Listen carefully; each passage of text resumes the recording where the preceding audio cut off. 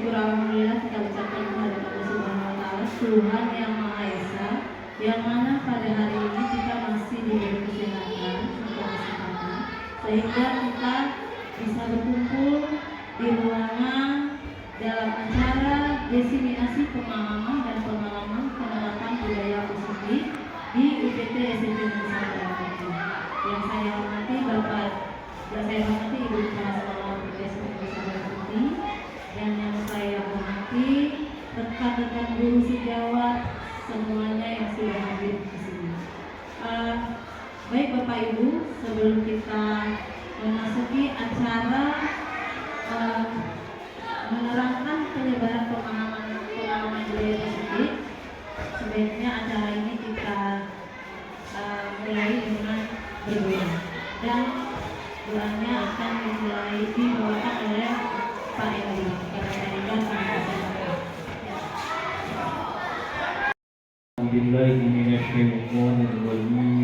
Bismillahirrahmanirrahim. Alhamdulillahi rabbil alamin. Wassalatu wassalamu ala asyrafil anbiya'i wal mursalin wa ala alihi wa sahbihi ajma'in. Ya Allah, ya Tuhan kami, ampunilah segala dosa-dosa kami ya Allah, dosa-dosa kedua orang tua kami ya Allah, dosa-dosa guru-guru kami ya Allah. Ya Allah, ya Tuhan kami, hari ini kami mengadakan acara ya Allah, berkahi dan ridhoilah acara kami hari ini ya Allah, berkahi dan ridhoilah atas apa yang kami usahakan selama ini ya Allah, berkahi dan ridhoilah atas apa yang kami usahakan untuk mendidik anak-anak kami ya Allah. Ya Allah, ya Tuhan kami bukanlah orang yang biasa ya Allah, kami adalah, ya Allah, ya Tuhan kami, Engkau tidak pernah salah dalam menentukan takdir, dan Engkau juga tidak pernah keliru kepada pundak siapa yang ingin Engkau berikan ujian dan cobaan. Kami berharap kepadamu ya Allah, kami memohon kepadamu ya Allah, berikanlah kami kekuatan, berikanlah kami kesabaran untuk menghadapi ujian dan cobaan yang Engkau berikan kepada kami. Rabbana hab lana min azwajina qurrata a'yunin waj'alna lil muttaqina imama. Rabbana atina fid dunya hasanah wa fil akhirati hasanah wa fil akhirati hasanah wa qina adzabannar. Alhamdulillahirabbil alamin. Wassalamualaikum warahmatullahi wabarakatuh.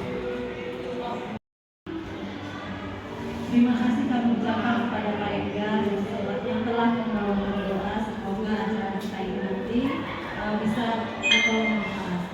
Baik Bapak Ibu, acara selanjutnya yaitu kita akan menyanyikan lagu Indonesia Raya. Kepada Ibu Hermina Selani, silakan untuk memimpin lagu, dan kepada Bapak Ibu sekalian silakan bernyanyi. Indonesia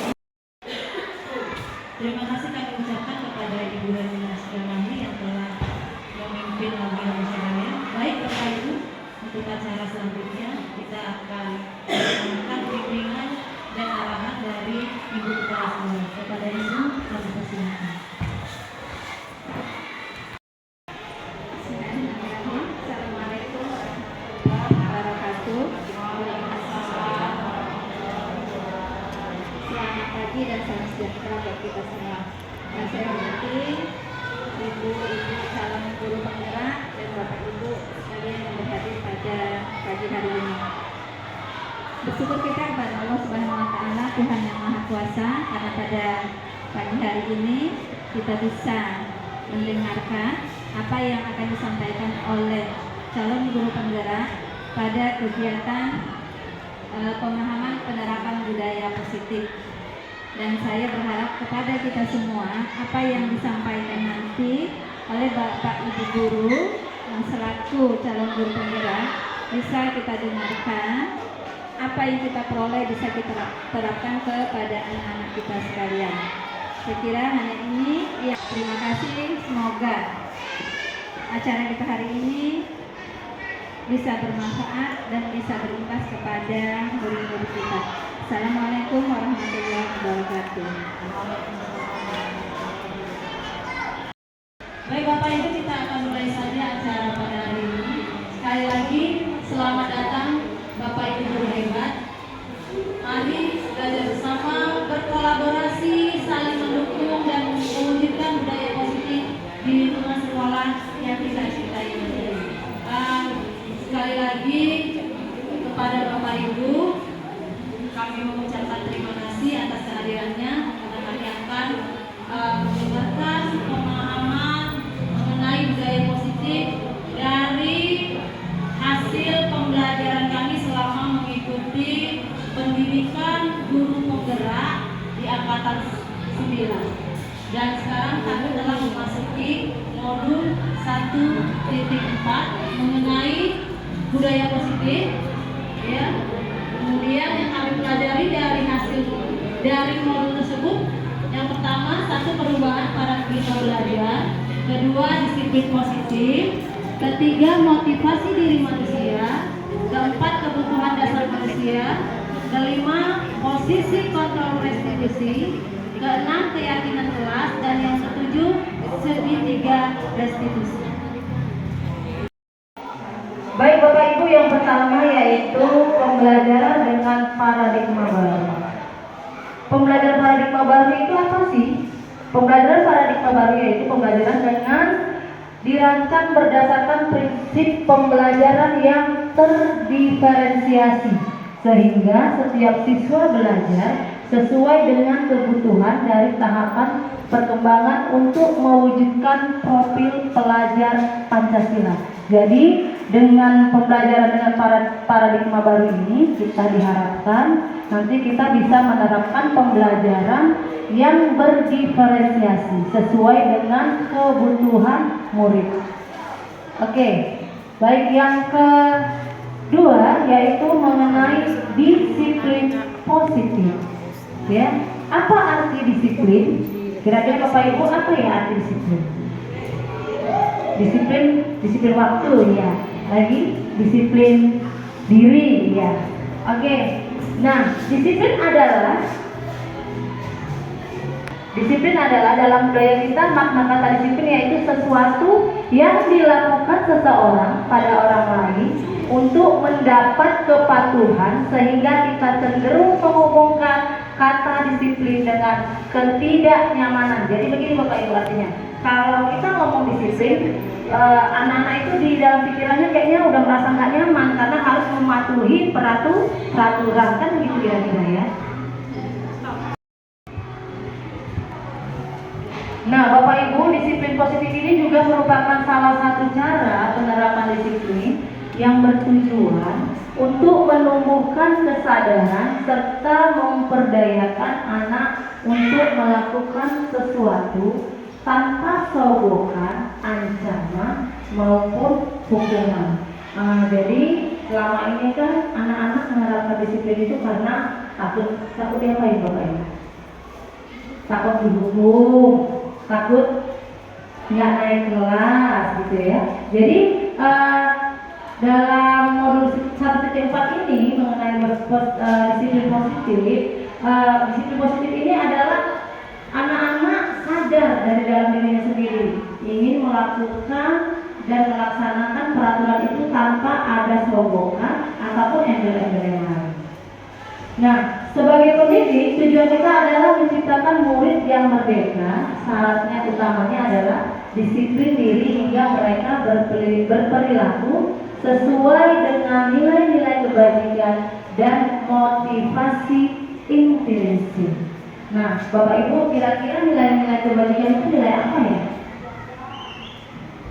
Nilai kebaikan. Nilai kebajikan itu adalah nilai-nilai kebaikan, dan motivasi intrinsik itu adalah motivasi yang ada dari dalam diri sendiri. Mereka mulai sadar dari dalam dirinya sendiri. Nah, konsep disiplin dengan identitas gagal yaitu dengan kalau kita melakukannya dengan yang terambil hukuman.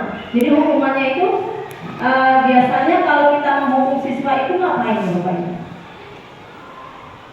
Lari lapangan, ya kan? Lari lapangan keliling dua kali putaran, kemudian ngapain lagi? Kalau kita menghukum siswa, gimana Bu? Push up, ya 4 jam, ya. Kira-kira bagaimana itu? Menyakitkan ya. Jadi kalau hukuman ini anak-anak itu biasanya merasa mereka tersakiti atau menyakitkan untuk mereka. Kemudian mereka tidak nyaman. Kemudian murid takut. Karena kan dia kalau mau, jadi dia belum apa-apa, aku takut ini dihukum, kan begitu. Kemudian memaksa murid menyembunyikan kesalahan. Daripada dihukum, aku bohong aja lah, kan gitu ya kan. Daripada aku dihukum, aku bohong aja lah. Kalau aku bohong kan aman. Kemudian menjadi rendah diri karena dia berbohong, jadi merasa bersalah. Dia kayaknya agak kayak mana hatinya. Ada kadang-kadang dia itu nggak menerima.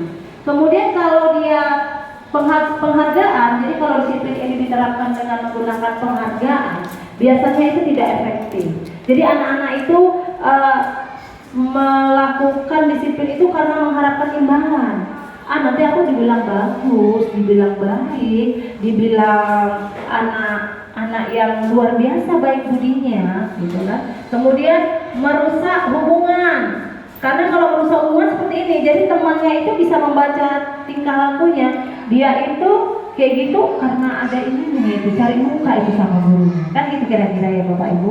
Kemudian mematikan kreativitas. Mematikan kreativitas ini, jadi anak-anak itu kayak terbatas kreativitasnya. Dia harus, aku harus beginilah supaya itu melihat aku bagus, supaya aku jadi panutan yang baik gitu. Jadi dia tidak tulus dari dalam hatinya. Kemudian menghukum dengan sistem ranking. Maksudnya itu ranking ya Bapak Ibu. Jadi selama ini kita kan kalau bagi rapot itu ada rankingnya ya. Tapi untuk yang kelas ini udah nggak ada lagi rankingnya. Karena apa? Karena tadi melihat konsep disiplin dia termasuk dari identitas gagal. Kalau kita kita beri ranking ke anak-anak, jadi anak-anak itu nanti ada gini, ada rasa cemburunya, atau anak-anak yang dapat ranking itu ada rasa sombongnya. Jadi dia kurang efektif. Kemudian merampas hak atau menghargai diri. Jadi gara-gara disiplin yang hanya mengharapkan imbalan, disiplin yang hanya tidak sadar dari dalam dirinya sendiri, tidak bersifat intrinsik, jadi seolah-olah anak-anak ini harga dirinya itu bagaimana ya Bapak Ibu kira-kira? Merampas hak untuk menghargai diri sendiri. Jadi dia tidak sesuai dengan perilakunya. Sebetulnya dia tidak dari dalam hatinya. Beda dari dalam hati dan perbuatannya, tidak sinkron dia. Kemudian konsep disiplin dengan identitas sukses. Kalau tadi kan kalau dia dengan identitas gagal kan dengan melakukan hukuman dan melakukan penghargaan. Jadi kalau kita menerapkan disiplin dengan patokan kalau ini dilanggar kita hukum, kalau ini dilakukan kita kasih penghargaan, itu ternyata adalah konsep identitas gagal. Nah, identitas suksesnya bagaimana? Nah, dia harus pakai konsekuensi dan restitusi. Apa bedanya? Bedanya seperti ini. Kalau dia konsekuensi, penguatannya jangka pendek, perlu monitoring berkelanjutan, stimulus atau merespon peserta didik, murid mematuhi peraturan, kemudian kehilangan waktu untuk merenungi kesalahan. Artinya seperti ini. Kalau kita pakai konsekuensi. Jadi kalau kamu melakukan kesalahan, kira-kira apa ya? Apa kira-kira akibatnya dari kesalahan kamu yang kamu lakukan tadi? Jadi anak-anak itu kita suruh merenungi, bagaimana ya kalau aku melakukan ini, akibatnya apa? Gitu.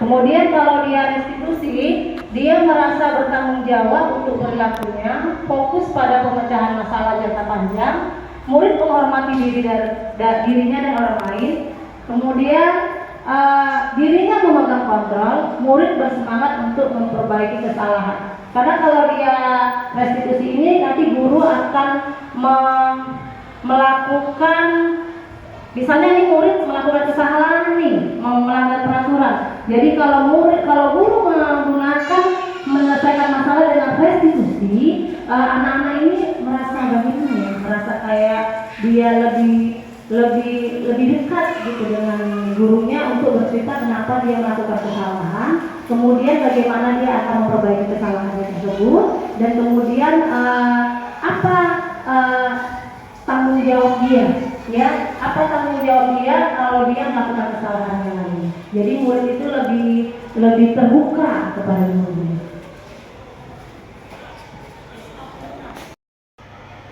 Baik Bapak Ibu, pendekatan restitusi ya, kita tadi sudah membahas pendekatan restitusi. Nah, restitusi itu adalah, ya, secara pengertian restitusi itu adalah proses menciptakan kondisi bagi murid untuk memperbaiki kesalahan mereka sehingga mereka bisa kembali pada kelompok mereka dengan karakter yang lebih kuat. Itu menurut teori Johnson pada tahun 2024. Jadi kalau kita sudah memberikan restitusi kepada anak-anak itu kembali kepada teman-temannya itu merasa nggak minder, merasa nggak dipojokkan. Karena apa? Karena tadi kita sudah memberikan langkah-langkah restitusi mulai dari memvalidasi kesalahan, kemudian menanyakan keyakinan, kemudian tanggung jawabnya apa.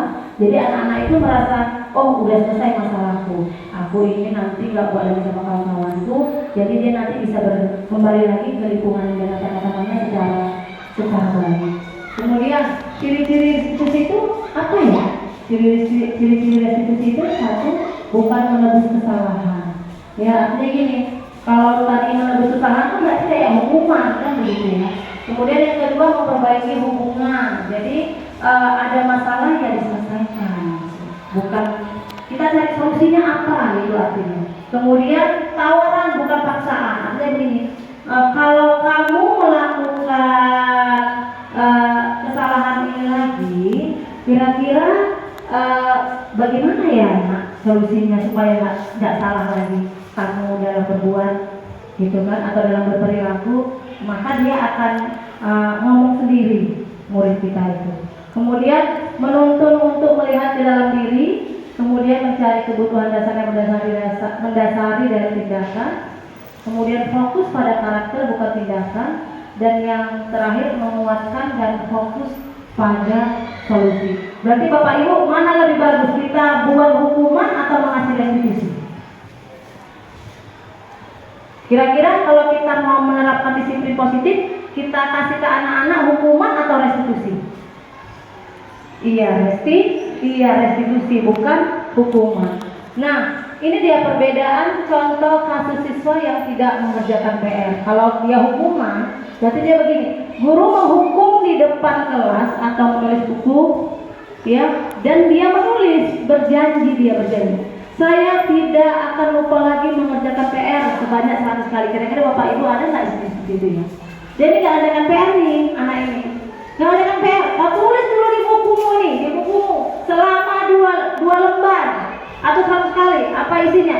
Saya berjanji tidak akan mengulangi lagi. Saya akan berjanji akan mengerjakan PR. Kan selalu seperti itu ya. Itu namanya hukuman. Berarti identitasnya gagal atau sukses? Gagal. Ya. Kemudian guru marah dan murid menjadi takut. Marah-marah, tiba-tiba kenapa ini gini-gini? Tanpa menanya dulu alasannya kenapa kamu tidak mengerjakan PR, gitu. Apa sebabnya? Nggak ditanya dulu, tiba-tiba marah aja. Kemudian kalau dia konsekuensi, guru memberikan konsekuensi untuk mengerjakan PR pada jam istirahat. Berarti dia gini, kerjaannya itu harus diselesaikan. Kamu kan udah mengerjakan PR nih. Berarti kamu jangan istirahat ya, di jam istirahat kamu kerjakan PR supaya selesai. Ada solusi.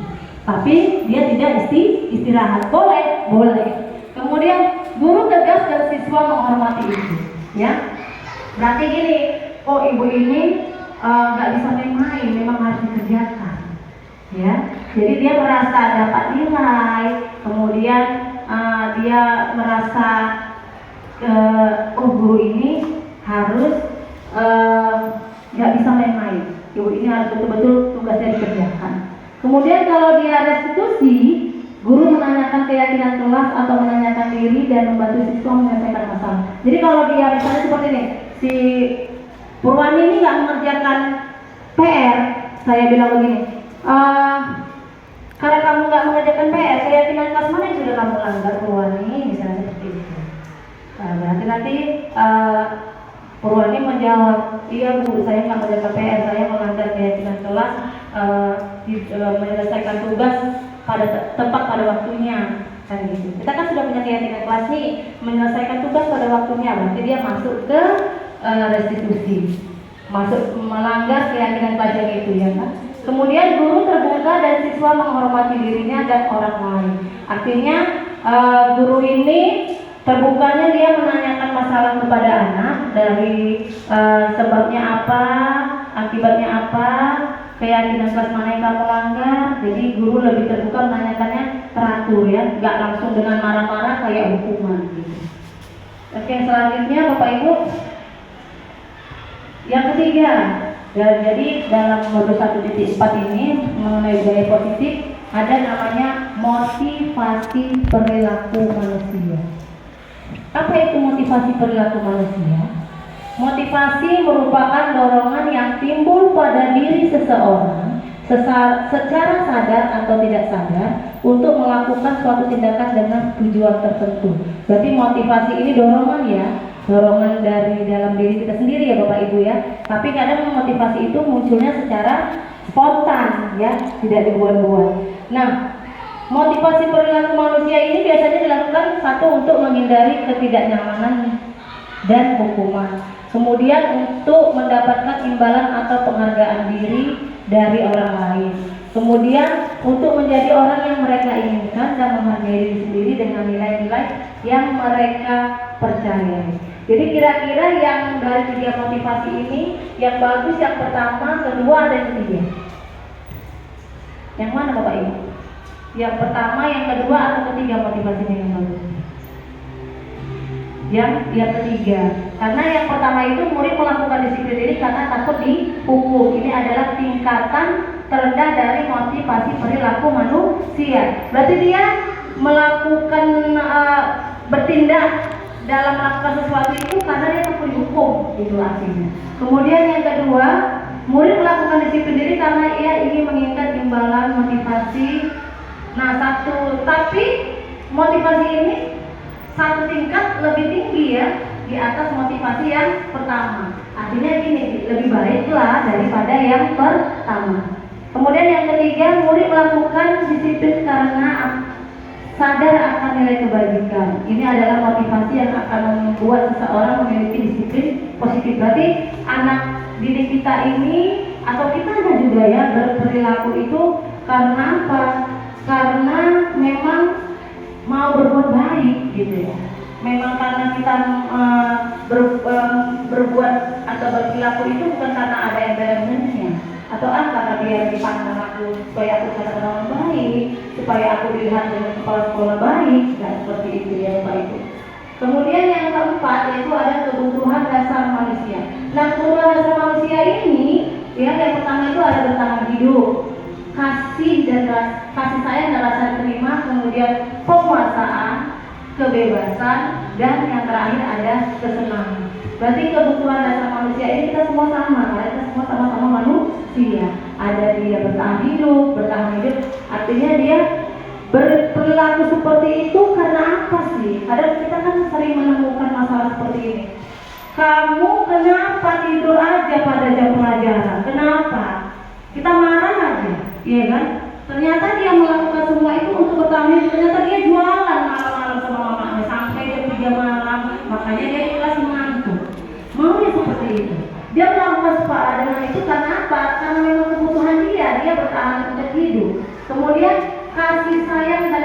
diterima. Kadang kan banyak juga peserta didik kita yang di sekolah itu kayak cari muka atau bagaimana ya, kayak overacting gitu. Karena apa? Karena ternyata dia ingin lebih disayangi sama gurunya, ingin lebih disayangi sama teman. Mungkin di rumah dia nggak menemukan itu atau tidak menerima kasih sayang. Kemudian yang ketiga yaitu penguasaan. Penguasaan ini artinya seperti ini. Dia biar lebih hebat gitu ya. Biar lebih hebat. Jadi di depan temannya, di depan gurunya, dia merasa power gitu, merasa hebat gitu. Kemudian yang keempat yaitu ada kebebasan. Kebebasan ini artinya bahwa seseorang itu memang perlu ada juga kebebasan sama kayak kita juga ya. Begitu juga murid. Artinya misalnya contoh kebebasan ini, anak-anak dia main bola kaki nih, tanpa ada larangan gitu ya. Jadi dia bebas bermain gitu. Jadi misalnya hujan-hujan ini kan nggak ada gurunya, dia main bola keluar bebas dia. Itu dia pengen gitu ya, seperti itu. Kemudian yang kelima yaitu kesenangan.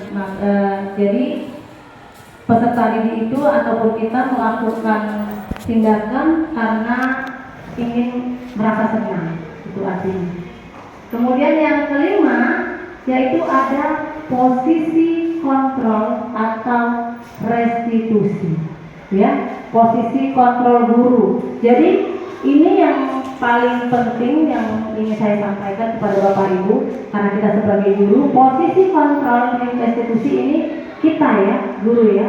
Jadi posisi kontrol itu yang pertama penghukum, pembuat merasa bersalah, kemudian yang ketiga teman, keempat pemantau, dan yang kelima manajer. Kira-kira kita di mana nih posisinya Bapak Ibu? Kita sebagai guru di mana posisinya? Kita di posisi penghukum kah, pembuat merasa bersalah kah, teman, pemantau, atau manajer? Kalau penghukum misalnya tadi ya, lari keliling lapangan. Kalau pembuat merasa bersalah, bagaimana? Kenapa kamu dia melakukan hal itu? Atau kamu gak kasihan sama ibu?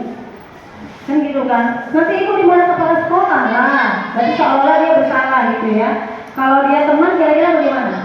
Ayolah dikerjakan tugasnya, nah itu gak dapat nilai. Kira-kira seperti itu teman ya. Kalau dia pemantau, udah berapa kali kau lakukan ini? Sering kali kau datang terlambat. Semalam kau terlambat, hari ini kau terlambat, yang hari kau terlambat. Berarti dia pemantau. Kemudian kalau manajer, nah manajer inilah posisi yang saya pun belum di posisi manajer, saya pun belum di posisi manajer ini.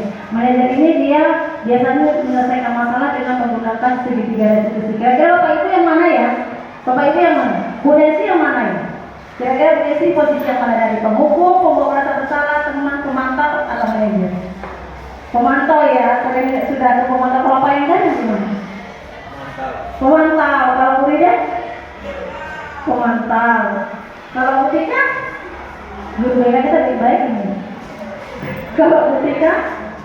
Teman ya. Kalau Bu Elvi? Pemantau ya. Jadi kita kadang marahin anak itu kita kumpulin kesalahannya ya kan, gitu dia. Oke, selanjutnya contoh penerapan 5 posisi kontrol pada kasus siswa datang terlambat. Misalnya ini, saya kasih contohnya ya Bapak Ibu ya, penghukum. Jadi kalau misalnya ada siswa terlambat, kita ngomongin seperti ini. Kamu selalu saja terlambat, selalu, pasti selalu terakhir datang. Itu ternyata kita adalah penghukum, ya. Pernah nggak kita itu seperti ini? Pernah ya. Kemudian kalau pembuat merasa bersalah, kira-kira seperti ini kalimatnya. Kamu bagaimana ya? Kamu sudah janji dengan ibu tidak akan datang terlambat lagi. Kamu kenapa ya? Senang sekali mengecewakan ibu. Ibu benar-benar kecewa sekali sama kamu. Jadi seolah-olah kayaknya dia bersalah. Gitu. Kemudian kalau teman, ya sudahlah kali ini tidak apa-apa. Udah dulu aja ya, dulu. Nah itu teman. Ya. Kalau dia pemantau, peraturan apa? Peraturannya apa? Apa yang telah kamu lakukan? Sanksi atau konsekuensinya apa? Berapa kali kamu terlambat gitu ya? Karena dia selalu sering terlambat, jadi dijabarkan semua semuanya. Berapa kali terlambat, konsekuensinya apa? Jadi seperti itu. Dan kalau manajer, apakah kamu mengetahui kesalahanmu? Bagaimana kamu akan memperbaiki masalah ini? Kira-kira kita pernah nggak kayak gitu ya? Ini ada siswa terlambat nih, kita akan cari.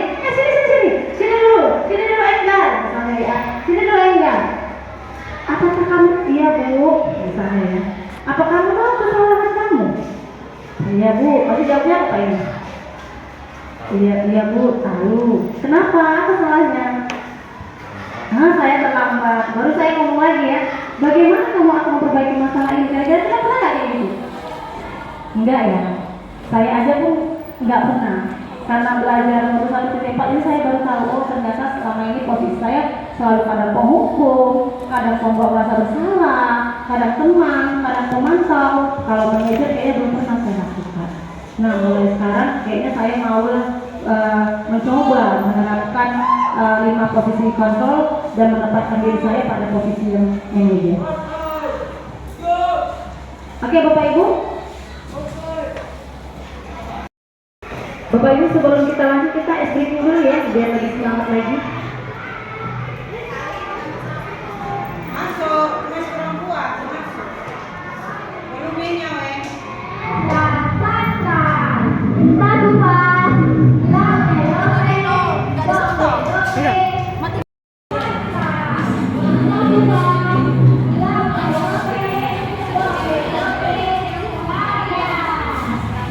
Yang betul ya, makanya ya.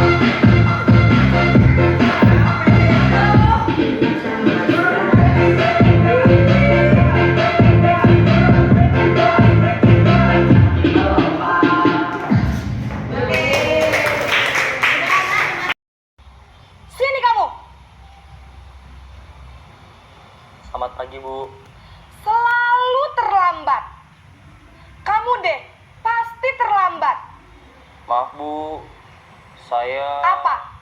Apa coba? Alasan kamu apa lagi? Kapan sih kamu tidak terlambat? Malas sekali ya kamu jadi anak. Saya... Dasar pemalas. Gak kapok-kapok sih kamu. Sudah berapa kali terlambat? Sana, kamu keliling lapangan basket 2 kali. Kenapa saya harus keliling lapangan basket, Bu? Kenapa? Kamu mau lawan ibu? Berani-beraninya jawab. Sudah terlambat, masih berani jawab pula. Sekarang, keliling lapangan basket 5 kali sekalian. Biar kapok. Cepat. Pergi sana ke lapangan basket. Posisi penghukum biasanya berbicara dengan nada tinggi, menghardik, menunjuk-nunjuk, menyakiti, dan menyindir. Hukuman bisa berupa fisik maupun psikis. Ibu dan bapak guru hebat. Dampak yang terjadi pada murid ketika guru berada pada posisi penghukum adalah murid cenderung akan memberontak, bahkan menyimpan dendam.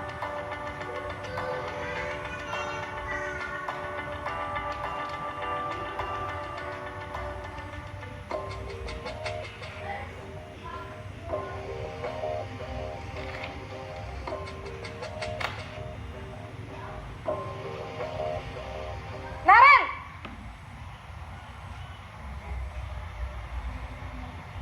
Selamat pagi, Bu. Naren.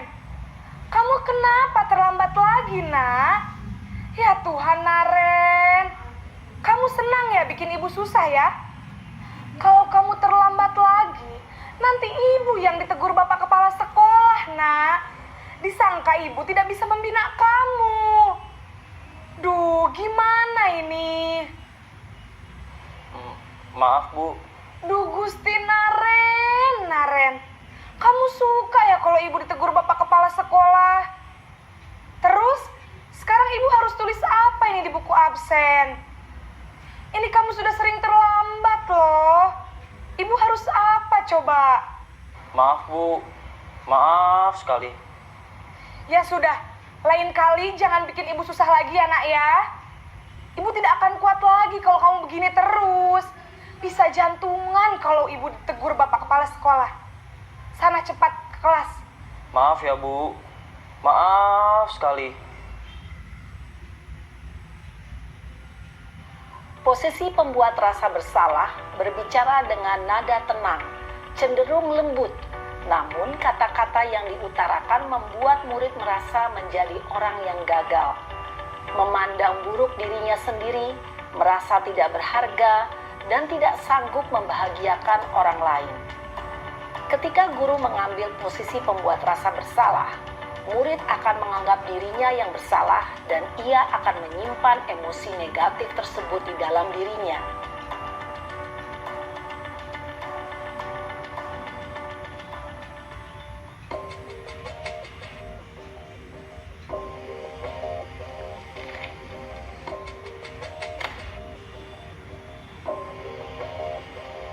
Naren!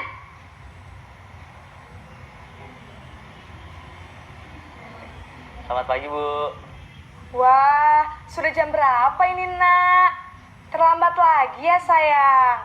Iya, Bu. Habis ibu saya lupa bangunkan saya, Bu. Kamu malah menyalahkan ibu kamu. Kamu bukannya anak yang larinya paling kencang. Kok terlambat sih? Iya, Bu. Saya memang terlambat bangun tadi. Jadi, biarpun saya lari kencang, tetap gak kekejar, Bu. Ya sudah sana. Nanti lain kali larinya lebih kencang lagi ya. Biar gak terlambat lagi. Bikin seneng ibu. Demi ibu. Bisa kan? Bisa lah, Bu. Ya sudah sana masuk kelas. Ibu beresin urusan absen kamu. Kamu ini ada-ada saja. Dalam posisi teman, guru berbicara dengan nada suara ramah, akrab, cenderung bersenda gurau untuk menjaga suasana tetap santai. Murid akan merasa senang, aman, dan akrab dengan guru. Identitas yang tercipta adalah identitas sukses atau berhasil. Namun, perlu diingat, karena ini masih dorongan eksternal, maka ada faktor ketergantungan dari murid kepada orang tertentu. Di sini guru absennya, sehingga di lain waktu murid bisa berperilaku baik, namun hanya kepada orang-orang tertentu saja.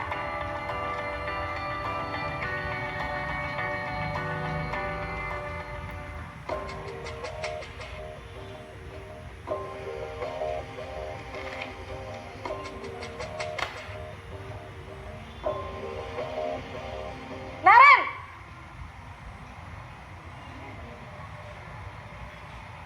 Selamat pagi, Bu. Naren, apa peraturan sekolah kita tentang jam berapa kita harus masuk sekolah, nak? Kita harus di sekolah jam 7, Bu. Iya, betul. Sekarang sudah jam 7.20.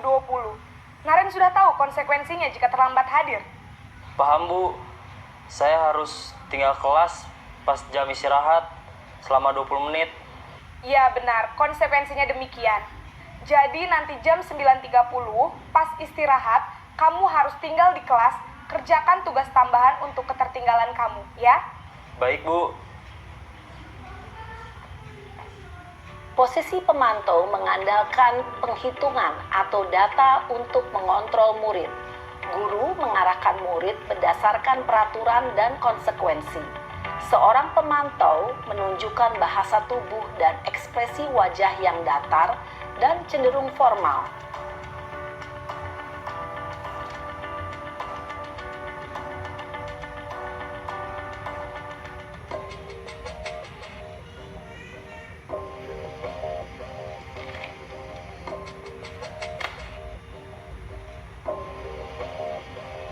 Naren!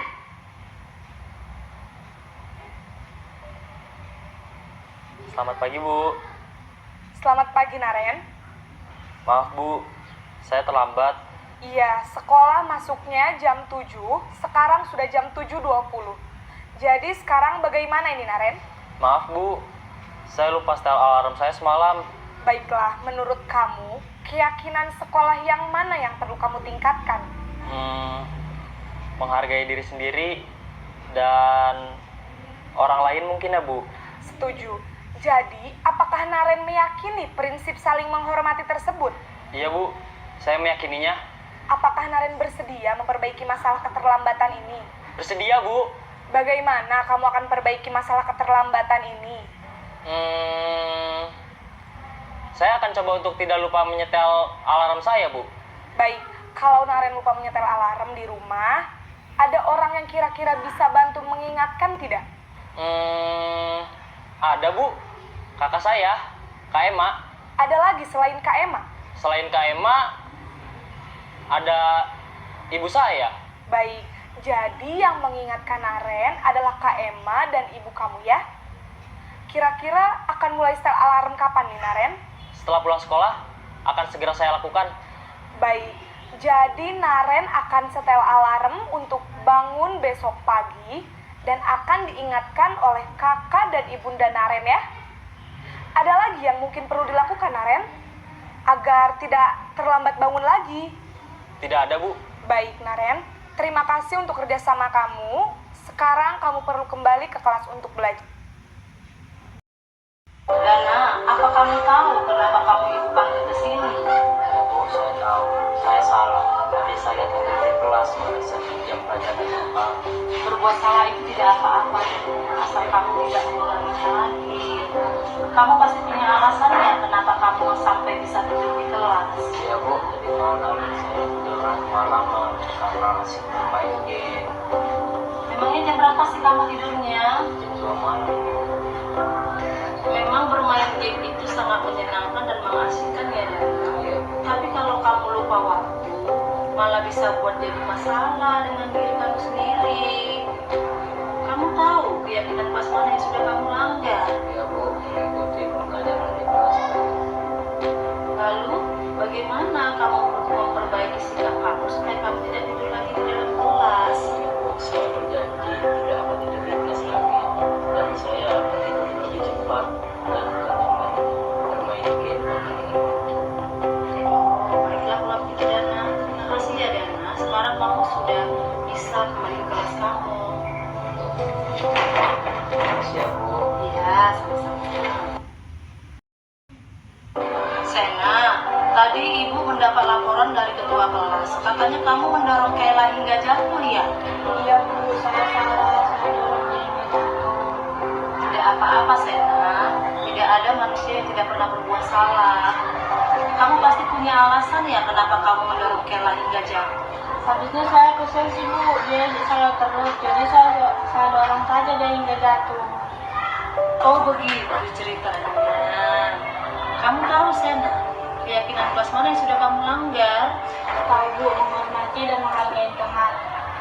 Terus bagaimana sekarang sikap kamu untuk memperbaikinya? Saya akan minta maaf kepada Kayla dan saya akan lebih sabar lagi jika ada teman yang mengejek saya Bu.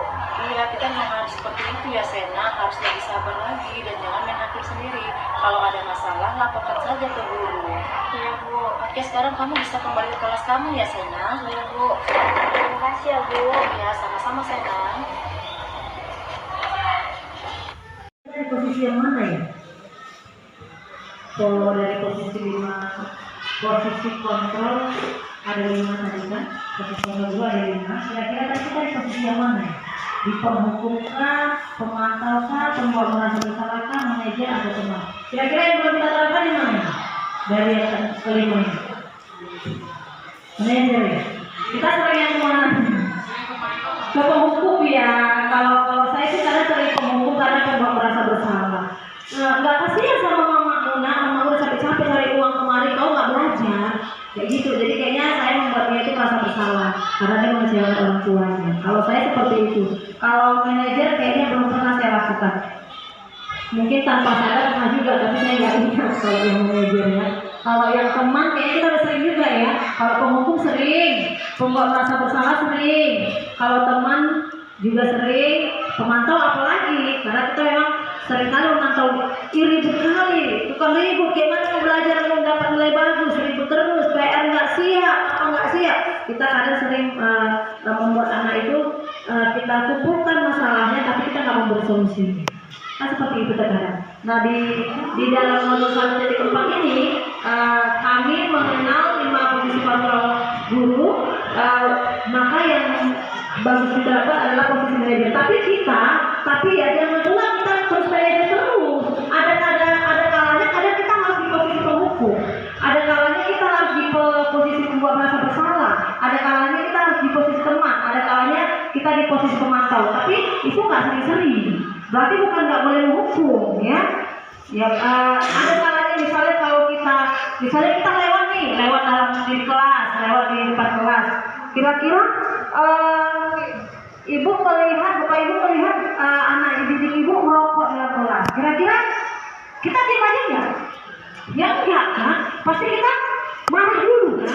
Marah supaya apa? Supaya kita pun tidak di bawah kita, di depan anak-anak itu ada. Tapi kalau kita langsung manajer, kenapa kamu merokok? Gimana kira-kira anak-anak itu?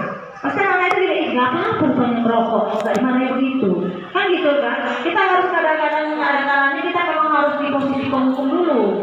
Ya, baru nanti setelah itu kita selesaikan, kita kembali lagi ke posisi manajer. Itu juga untuk menjaga wibawa kita di depan anak didik kita. Ya, Bapak Ibu, jadi jangan lupa, jadi bukan kita nggak boleh menghukum, nggak boleh kita merasa bersalah, ada kalanya, ada kadang di waktu tertentu atau di masalah tertentu kita memang harus menggunakan penghukum, pembuat merasa bersalah, dan pemantau atau teman. Jadi nggak semua masalah itu solusinya harus bujuk-bujuk manajer gitu. Di posisi manajer ya. Kira-kira itu ya Bapak Ibu. Nah, untuk yang kalau sudah jelas yang 5 posisi kontrol ini, kira-kira Bapak Ibu ada nggak pertanyaan? Enggak ya, lanjut ya. Nah, yang terakhir dari modul 1.4 ini kami belajar mengenai keyakinan kelas. Ya, mengapa keyakinan kelas? Mengapa tidak peraturan saja? Ya, kok keyakinan sih, kok nggak peraturan saja? Nah, bentuk keyakinan kelas. Ya, bentuk keyakinan kelas ini satu, keyakinan kelas lebih bersifat abstrak daripada peraturan yang lebih rinci dan konkret. Kemudian yang kedua, peraturan kelas hendaknya tidak terlalu banyak hingga mudah diingat, dipahami oleh semua warga kelas. Kemudian yang ketiga, semua kelas hendaknya berkontribusi dalam pembuatan keyakinan kelas lewat kegiatan curah pendapat. Artinya kita membuat keyakinan kelas di dalam kelas itu bukan kita aja yang menetapkan, tapi dari seluruh peserta didik. Jadi peserta didik mengutarakan pendapatnya masing-masing, baru kita diskusikan, kita rubah bahasanya ke bahasa yang positif, baru setelah itu kita buat keyakinan. Kemudian yang keempat, keyakinan kelas senantiasa dibuat dalam bentuk positif, itu tadi sudah saya jelaskan. Kemudian yang kelima, keyakinan pula sesuatu yang dapat diterapkan di lingkungan tersebut. Jadi keyakinan itu memang berhubungan di lingkungan sekolah, jangan pula nanti keyakinan misalnya menghormati orang tua, nggak bisa ya, karena kita kan posisinya di sekolah, jadi menghormati guru dan teman, atau keyakinan kelasnya menghormati sesama. Jadi sesama itu siapa? Sesama guru, sesama teman.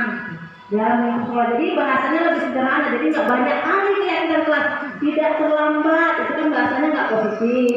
Jadi hadir tepat waktu, mengerjakan apa lagi? Mengerjakan tugas yang diberikan Bapak Ibu guru, termasuklah PR, termasuklah tugas-tugas yang lain yang harus selesai pada hari itu juga, itu termasuk juga. Kemudian menghormati juga tadi ya, menghormati teman-teman, misalnya ngejek-ngejek masuk kemana? Masuk menghormati. Jadi keyakinan kelasnya enggak dia dibentuk secara konkret dan fleksibel ya. Bahasanya pun harus bahasa yang positif. Kemudian yang keenam, bersifat meninjau kembali keyakinan kelas dari waktu ke waktu. Jadi keyakinan kelas ini bisa bisa di update. Kalau kita handphone kan harus diupdate ya, kalau nggak update kan dia nanti lambat. Jadi kita harus update sesuai dengan lingkungan kita dan kondisi sekolah kita. Kemudian yang terakhir, ini adalah modul yang terakhir, yaitu mengenai segitiga restitusi. Jadi segitiga restitusi ini tadi adalah langkah-langkah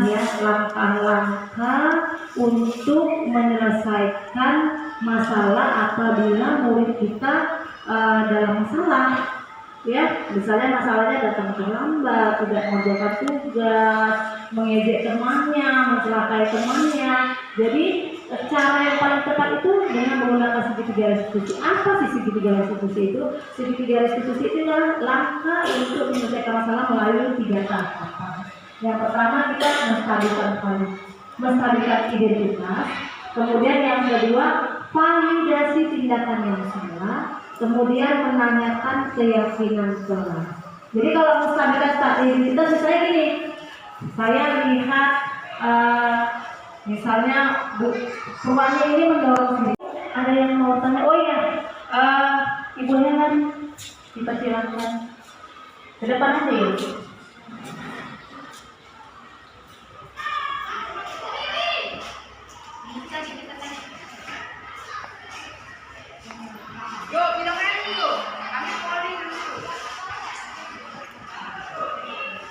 Baik, yang mau saya tanyakan mengenai segitiga restitusi tadi, Bu. Tadi di situ sudah diberikan tahapan-tahapannya. Apakah itu harus sesuai dengan tahapannya atau boleh dari tahap pertama lanjut langsung ke tahap ketiga, lompat di tahap kedua dan seterusnya? Bolehkah seperti itu, Bu? Terima kasih.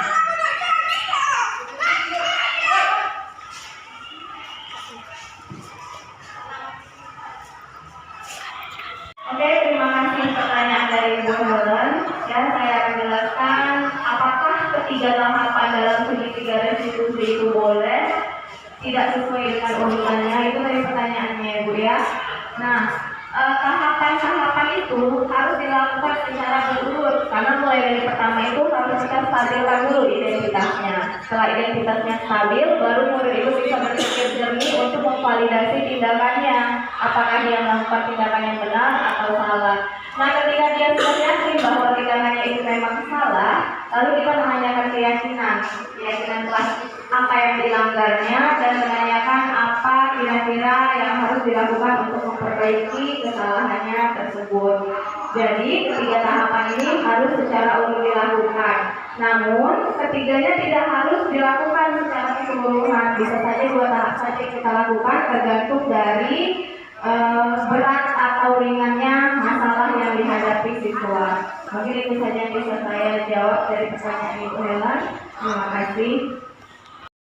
Baik Bapak Ibu, karena tidak ada pertanyaan, maka diseminasi kami pada hari ini kami tutup dengan mengucapkan alhamdulillah dan assalamualaikum warahmatullahi wabarakatuh. Waalaikumsalam.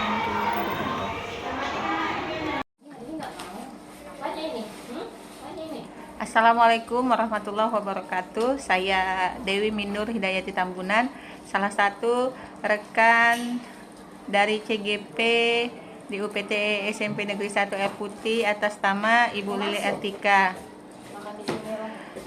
Yang saya rasakan hari ini adalah